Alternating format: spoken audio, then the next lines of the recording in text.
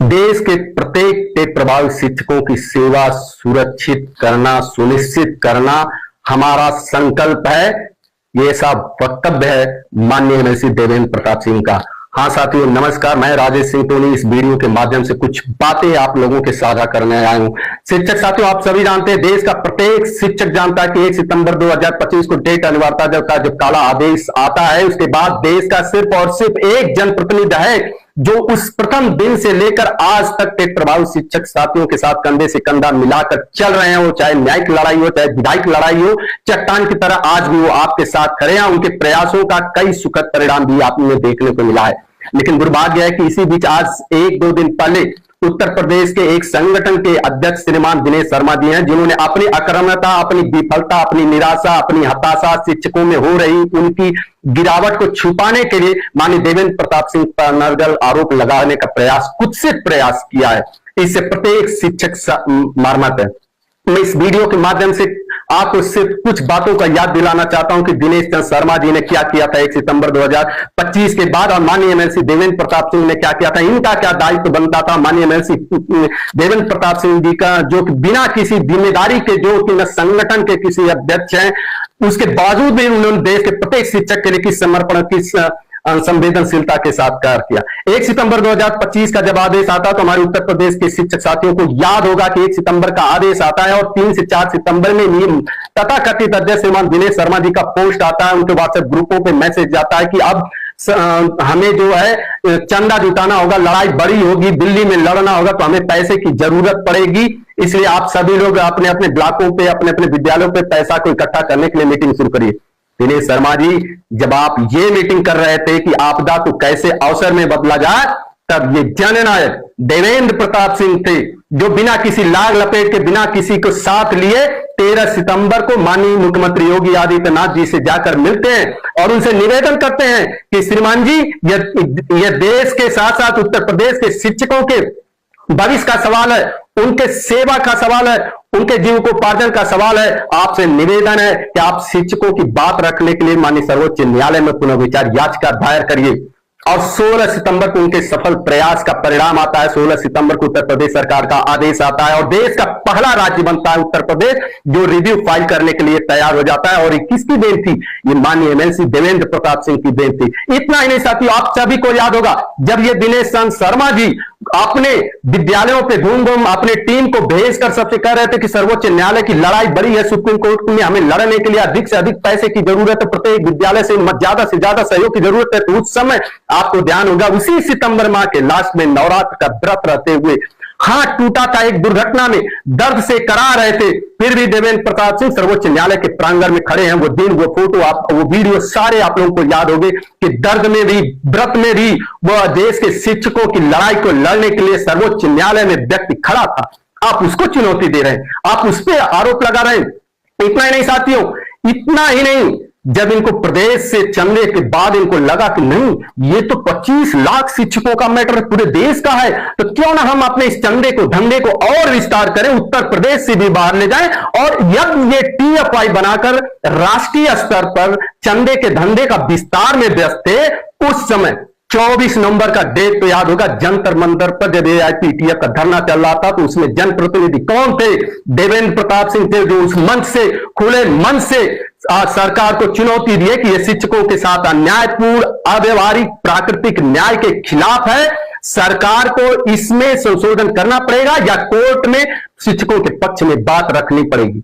इतना नहीं साथियों, आगे भी मैं बता देना चाहता हूं इन महोदय का, जो डेट पे डेट देकर भाग रहे थे, धरना नहीं करना चाह रहे थे, केवल चंदे का धंधा और राष्ट्रीय स्तर पर फैलाना चाह रहे थे। आपको याद होगा जब वह दिन आता है 13 मई का, वो मैराथन ऐतिहासिक दिन, वो कोर्ट नंबर 8 माननीय दीपंकर दत्ता जी का जो कोर्ट था, उस समय मैं भी गवाह हूं, एक एक शिक्षक साथी जो उस दिन सर्वोच्च न्यायालय में रहा, दिनेश शर्मा जी, मेरे वीडियो का आप जवाब दीजिएगा, जिस समय आप गैलरी में मिले थे, जहां काउंटर पे बन रहा था टिकट, आपके होठों की मुस्कान, आपके चेहरे की हंसी बता रही थी कि आपको तनिक भी पीड़ा नहीं है।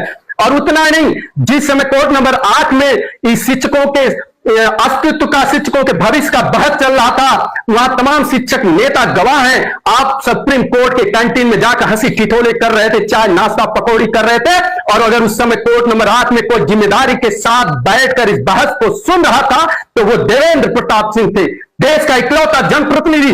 जहां कोई शिक्षक नहीं जा पाया, शिक्षक संगठन के तथाकथित नेता केवल गैलरी तक फोटो खिंचाने तक रह गए, रेस्टोरेंट में जाकर हंसी ठिठोले कर रहे, तमाम संगठन के नेता गए ही नहीं सुप्रीम कोर्ट में। वहां देवेंद्र प्रताप सिंह बड़े जिम्मेदारी से 2 घंटे तक बैठकर पूरी बहस को सुने हैं, और बाहर आकर उन्होंने कहा था शिक्षक साथियों घबराना नहीं, देवेंद्र प्रताप सिंह आपके साथ हैं। आप उनके ऊपर आरोप लगा रहे हैं, आप उनके ऊपर आरोप लगा रहे हैं। इतना नहीं, मैं पूछना चाहता हूं, आपने जिस सुप्रीम कोर्ट में लड़ाई के नाम पर पैसे किए, दुर्भाग्य से न तो आप कोर्ट नंबर 8 में खड़े थे, न आपका कोई अधिवक्ता वहां खड़ा था। पूरा देश जानता है आपने गुमराह किया था। झारखंड के शिक्षक संगठन के जो अधिवक्ता थे माननीय पटवालिया जी को आपने गुमराह कर दिया। हमारे अधिवक्ता, आपने तो केस तक नहीं फाइल किया है, ये आपका चरित्र है। और आप एमएलसी साहब पे आरोप लगा रहे हैं। वो एमएलसी साहब जब आता है 29 मई का निर्णय आता है शिक्षक साथियों, चीजें एकदम क्लियर हो गई थी। माननीय सर्वोच्च न्यायालय ने एकदम स्पष्ट कर दिया था कि टेट अनिवार्य रहेगा, 1 वर्ष की छूट दी और अतिरिक्त दी जाती है, और समय समय पर टेट कराने की बात की जाती है। तब भी माननीय देवेंद्र प्रताप सिंह ने देश के वरिष्ठ अधिवक्ताओं के साथ बैठकर चर्चा की थी, और उन वरिष्ठ अधिवक्ताओं ने सलाह दिया था माननीय एमएलसी साहब को कि एमएलसी साहब अब एक ही रास्ता बचता है, या तो सदन में कानून पारित हो, और दूसरा है कि हमारे शिक्षक टेट पारित हो, पास हो। माननीय एमएलसी देवेंद्र प्रताप सिंह अत्यंत ही संवेदनशील थे इस मुद्दे पर लेकर, उनको बहुत पीड़ा थी, वो बहुत आहत थे, बहुत मार थे। उन्होंने कहा कि अब हम लड़ाई दोनों रास्तों पर लड़ेंगे। हम एक तरफ तो सदन का प्रयास करेंगे ही, साथ ही हमारे शिक्षकों के साथ उनके जो मनोस्थिति बदली है कि उनको टेट पास करना है, उस पर भी अब हम प्रयास करेंगे। और वो दिन था कि 4 दिन के अंदर ही माननीय एमएलसी साहब आकर पुनः मुख्यमंत्री योगी आदित्यनाथ जी से मिलते हैं और उनसे निवेदन करते हैं कि महाराज एक बार फिर आपको हमारे शिक्षकों के साथ देने की आवश्यकता है, आपके आशीर्वाद की आवश्यकता है। उन्होंने उनसे निवेदन किया कि हमारे शिक्षकों को जब माननीय सर्वोच्च न्यायालय ने बाध्य कर दिया है कि नहीं टेट करना ही करना है, तो सदन से संशोधन केंद्र का विषय है, लेकिन राज्य स्तर पे आप बहुत कुछ कर सकते हैं, आप स्पेशल टेट कर दीजिए, और जो हमारे शिक्षकों को जो यूपी टेट होने जा रहा है उसके पैटर्न में भी कुछ परिवर्तन हो जाए। ये पूरा उत्तर प्रदेश का शिक्षक समाज जानता है। आज अगर यूपी टेट हुआ है, मैक्सिमम शिक्षक अगर पास होने के कगार पे हैं, तो वो यूपी टेट का जो परीक्षा का प्रणाली बदला है वो ऐसे नहीं बदला है। कौन जाके मुख्यमंत्री से मिला है, कौन जाके एसीएस से मिला है, कौन जाके डायरेक्टर से मिला है, ये पूरा प्रदेश जानता है। और इतना नहीं, माननीय एमएलसी साहब दृढ़ संकल्पित हैं कि जब तक स्पेशल टेट होकर प्रत्येक शिक्षक पास नहीं हो जाता है, हम चैन से नहीं बैठेंगे। इतना नहीं, इसका एक दूरगामी योजना है, आपके समझ से बाहर है कि आप सभी जानते हैं उत्तर प्रदेश देश का सबसे बड़ा राज्य है, आज अगुवा करता है देश में। और जैसे ही उत्तर प्रदेश रिव्यू में गए थी उत्तर प्रदेश सरकार, तो देश के तमाम राज्य बाद में रिव्यू में गए, उसी तरह यदि स्पेशल टेट होकर उत्तर प्रदेश सरकार कराएगी तो देश के तमाम ऐसे राज्य भी पीछे पीछे आएंगे और हमारे शिक्षकों की सेवा सुरक्षा सुनिश्चित होगी। यह श्रेय लेने की राजनीति नहीं है, आप श्रेय लेने की राजनीति कर रहे हैं। यहां देवेंद्र प्रताप सिंह का सिर्फ और सिर्फ एक प्रयास है कि किसी भी तरह हमारे शिक्षकों की सेवा सुरक्षा सुनिश्चित होनी चाहिए, वो चाहे संशोधन का माध्यम हो, चाहे विशेष टेट का माध्यम हो, चाहे सर्वोच्च न्यायालय से हो, वो सारे विकल्पों को प्रयास कर रहे हैं। और आपने क्या किया? आप अपनी हताशा, अपनी अकर्मता को छुपाने के लिए सिर्फ और सिर्फ आरोप लगाने का एक कुत्सित प्रयास किया है। लेकिन शिक्षक साथियों, आप सोचिए, ये कार्य किसका था? आप एक संगठन के प्रांतीय अध्यक्ष बनकर बैठे, ये कार्य आपका था।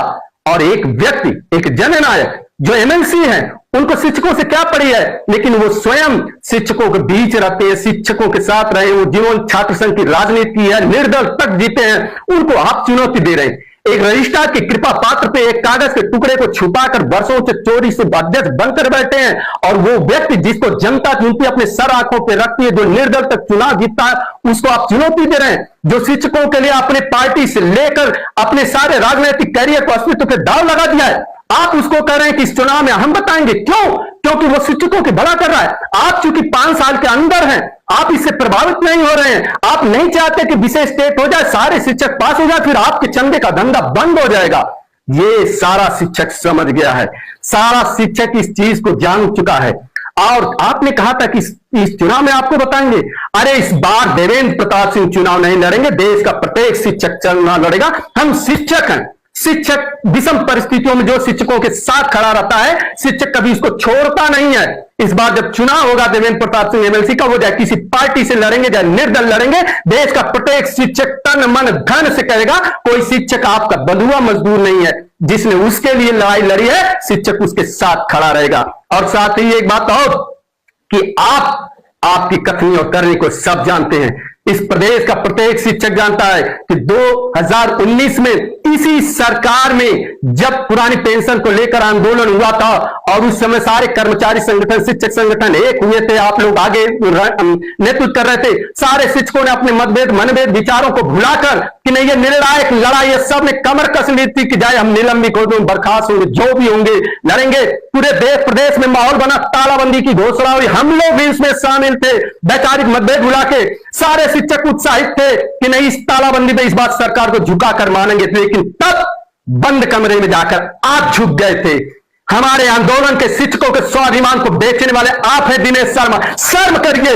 2019 में किस तरह बंद कमरे में जाकर आपने एमएलसी टिकट के लालच में उस आंदोलन को बेच दिया और उसके बाद से इस उत्तर प्रदेश में फिर कोई आंदोलन खड़ा नहीं हो पाया। शिक्षकों के सामने शिक्षक नेताओं ने विश्वास को खो दिया है, उसका सारा का सारा श्रेय आपको जाता है।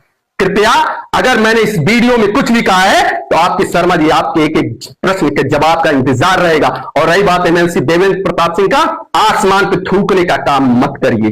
प्रत्येक शिक्षक जानता है किस तरह उस जननायक ने हमारी लड़ाई को लड़ा है। हम पुनः अपनी तरफ से, अपने लाखों लाख शिक्षकों की तरफ से माननीय एमएलसी देवेंद्र प्रताप सिंह का हृदय से स्वागत करते हैं, आभार व्यक्त करते हैं कि विषम परिस्थितियों में आपने खड़ा होकर जो संबल प्रदान किया है और जो इस संघर्ष को यहां तक लाने का काम किया है। इतना नहीं, आपको याद होगा साथियों कि जब चाहे वो माननीय मुख्यमंत्री से मिलकर प्रथम रिव्यू फाइल कराना हो, चाहे कोर्ट में केस फाइल कराना हो और चाहे इस मुद्दे पे देश के केंद्रीय शिक्षा मंत्री तत्कालीन धर्मेंद्र प्रधान से मिलने की बात हुई हो, तो प्रथम 10 दिसंबर 2025 को मिलने का काम भी इसी देवेंद्र प्रताप सिंह जी का था। हमें नहीं भूलना है और ना ही इन तथाकथित जो स्वघोषित और महत्वाकांक्षी स्वार्थी शिक्षक नेता है उनके चक्कर में पड़ना है। हमें सतर्क रहना है, सजग रहना है, अपने संघर्ष पर ध्यान देना है। और पुनः आप सभी का इस वीडियो के माध्यम से धन्यवाद ज्ञापित करते हुए कि इनसे सतर्क रहना है, ऐसे लोगों से जो अनर्गल प्रलाप कर रहे हैं। और माननीय एमएलसी देवेंद्र प्रताप सिंह का पुनः हृदय से लाख लाख आभार है। बहुत बहुत धन्यवाद साथियों।